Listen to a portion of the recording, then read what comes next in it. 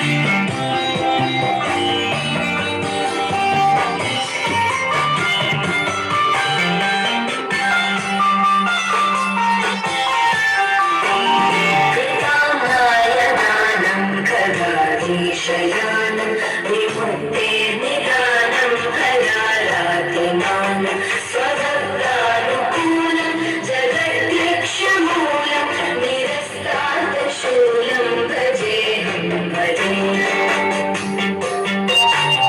समस्तावरेशं विवेकाखकेशं जगद्बिम्बलेशं हृदाकाशदेशं सदा दिव्यनेहं विमुक्ताखिलेहं सुवैकुण्ठगेहं भजेऽहं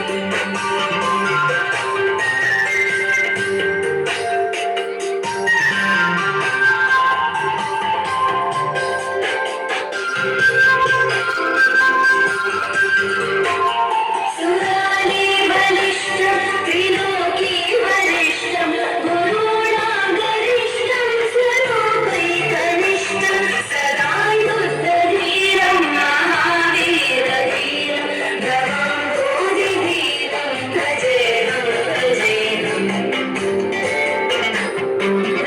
रमाभोगभोगं कलालग्ननाभं कृपाधीरयागं गदारागरागं मुनीन्द्रैः सुहीतं सुरैः संवरितं गुणं वैरतीतं भजेऽहं भजेऽहम्।